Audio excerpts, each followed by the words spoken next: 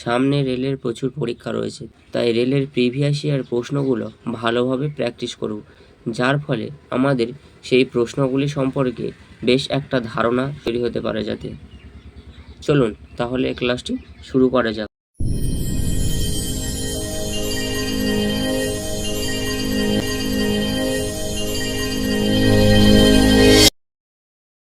প্রথম প্রশ্নে কি বলা হয়েছে? প্রথম প্রশ্নে বলা হয়েছে কলকাতায় কবে পাতাল রেল চালু হয়েছিল? উত্তর কি হবে? উত্তর হবে 1984 খ্রিস্টাব্দে। পরের প্রশ্ন কি বলা হয়েছে? কলকাতায় হাওড়া ব্রিজ কোন ধরনের ব্রিজ? তাহলে উত্তর কি হবে? উত্তর হবে ক্যান্টিলিভার ব্রিজ। পরের প্রশ্ন কি বলা হয়েছে? পরের প্রশ্ন বলা হয়েছে শহীদ মিনার কার স্মৃতিস্তম্ভ? উত্তর কি হবে? উত্তর হবে স্যার ডেভিড অক্টালোনি। পরের প্রশ্ন কি বলা হয়েছে? বর্তমান ভারত কে রচনা করেন? উত্তর কি হবে? উত্তর হবে স্বামী বিবেকানন্দ। পরের প্রশ্ন কি বলা হয়েছে?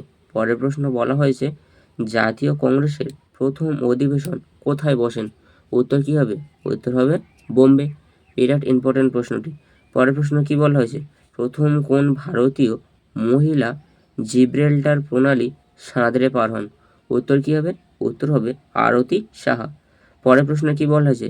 পরের প্রশ্ন বলা হয়েছে মহাজাতি সনদ কে প্রতিষ্ঠা করেছিলেন? উত্তর কি হবে? উত্তর হবে সুভাষচন্দ্র বসু। পরের প্রশ্ন কি বলা হয়েছে? পরের প্রশ্ন বলা হয়েছে বিধানসভা কবে প্রতিষ্ঠিত হয়েছিল? উত্তর কি হবে? উত্তর হবে 1935।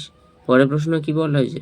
পরের প্রশ্ন বলা হয়েছে কলকাতা বিশ্ববিদ্যালয়ে প্রথম বাঙালি উপাচার্য কে ছিলেন? উত্তর কি হবে? উত্তর হবে স্যার গুরুদাস বন্দ্যোপাধ্যায়।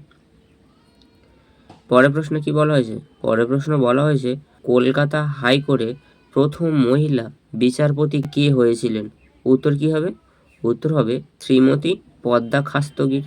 পরের প্রশ্ন কি বলা হয়েছে? পরের প্রশ্ন বলা হয়েছে কলকাতা কর্পোরেশনের মেয়র পদে কে সবচেয়ে বেশিবার নির্বাচিত হয়েছিলেন? উত্তর কি হবে? উত্তর হবে দেশপ্রিয় যতীন্দ্রমোহন সেনগুপ্ত। পরের প্রশ্ন কি বলা হয়েছে? 38তম প্যারালাল কোন দুটি দেশকে পৃথক করেছে? উত্তর কি হবে? উত্তর হবে উত্তর কোরিয়া ও দক্ষিণ কোরিয়া। পরের প্রশ্ন কি বলা হয়েছে? পরের প্রশ্ন বলা হয়েছে কলকাতা কর্পোরেশনে প্রথম মেয়র কে ছিলেন? উত্তর কি হবে? উত্তর হবে দেশবন্ধু চিত্তরঞ্জন দাস। পরের প্রশ্ন কি বলা হয়েছে? পরের প্রশ্ন বলা হয়েছে কলকাতা কর্পোরেশন কত সালে প্রতিষ্ঠিত হয়েছিল? উত্তর কি হবে? উত্তর হবে 1876 সালে। পরের প্রশ্ন কি বলা হয়েছে? নিম্নলিখিত কোনটি পৃথিবীর নবীনতম রাজ্য? উত্তর কি হবে? উত্তর হবে সাউথ সুদান।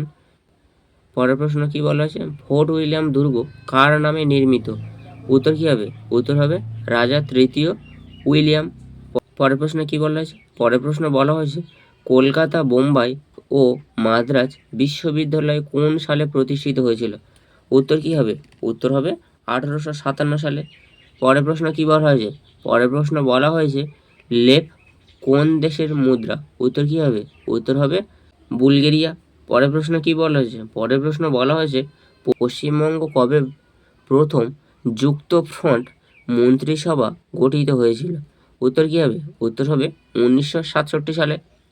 পরের প্রশ্ন কি বলা হয়েছে? পরের প্রশ্ন বলা হয়েছে পৃথিবীর ব্যস্ততম বিমানবন্দরটি হলো? উত্তর কি হবে? উত্তর হবে আটলান্টা।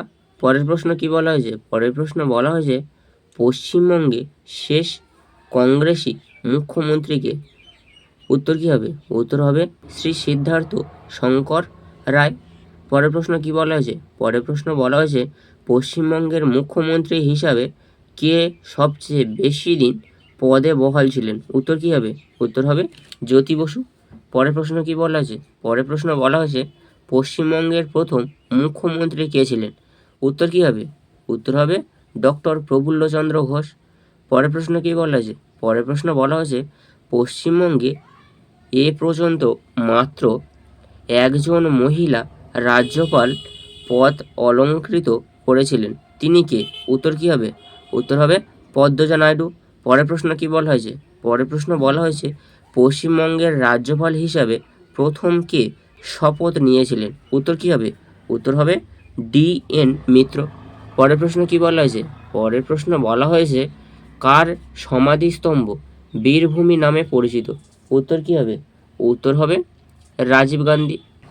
পরের প্রশ্ন কি বলা হয়েছে? শ্রীলঙ্কার সর্বোচ্চ শৃঙ্গ হলো? উত্তর কী হবে? উত্তর হবে পিদুরু তালাগালা।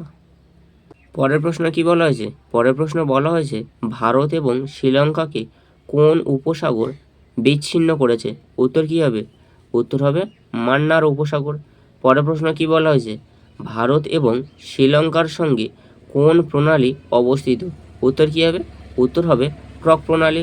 পরের প্রশ্ন কি বলা হয়েছে? পরের প্রশ্ন বলা হয়েছে মায়ানমারের দীর্ঘতম নদী কোনটি? উত্তর কী হবে? উত্তর হবে ইরাবতী।